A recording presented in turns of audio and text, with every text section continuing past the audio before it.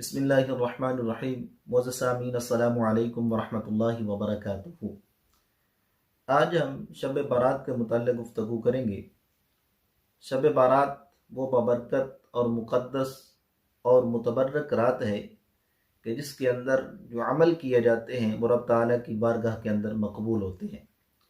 تو اس کے متعلق آقا کریم علیہ الصلوۃ والسلام کا فرمان علی شان آپ کے سامنے رکھتا ہوں، جس سے اس رات کی اہمیت اور اس کے بابرکت ہونے کا بھی اندازہ ہو جائے گا، اور اس رات کے اندر کون سے عمل کیے جاتے ہیں وہ بھی بخوبی سمجھ آ جائیں گے۔ آقا کریم علیہ الصلوۃ والسلام کا یہ فرمان علی شان ابن ماجہ شریف کے اندر موجود ہے، اور حضرت علی رضی اللہ تعالیٰ عنہ آپ اس حدیث مبارکہ کو روایت کرتے ہیں۔ آپ بیان فرماتے ہیں کہ آقا کریم علیہ الصلوۃ والسلام نے ارشاد فرمایا، اذا كانت لیلۃ النصف من شعبان فقوموا لیلہا وصوموا نہارہا، کہ محبوب علیہ الصلوۃ والسلام بیان فرماتے ہیں کہ جب شعبان کی 15ویں رات ہو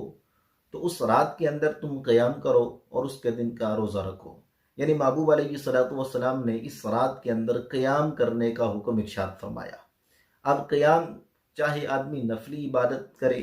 فرائض کو ادا کرنے کے بعد، چاہے اس کے ذمہ کے اندر کوئی قضائے نمازیں ہیں تو ان کو ادا کرے، اور اس کے بعد جب صبح ہو تو صبح کا روزہ رکھے۔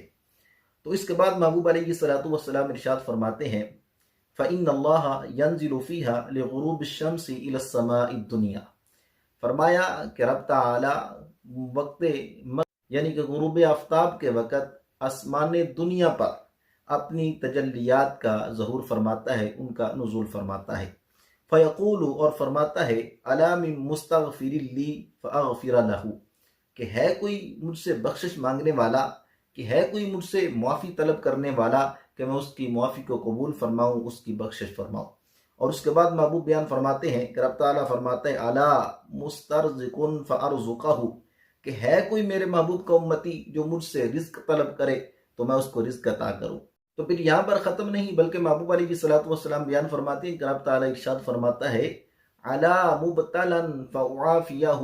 کہ ہے کوئی کسی بیماری کے اندر مبتلا،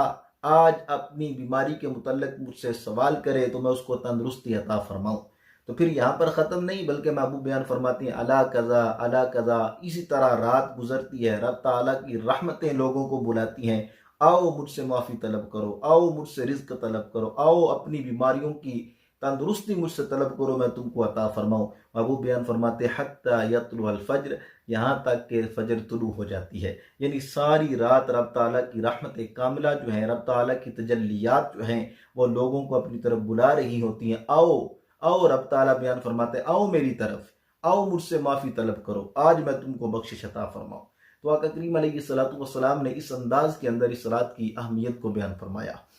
تو اور اس رات متعلق محبوب علیہ الصلوۃ والسلام کا ایک اور امر مبارک بھی ہے جو سنن ابی ماجہ کے اندر موجود ہے، وہ بھی آپ کے سامنے رکھتا ہوں،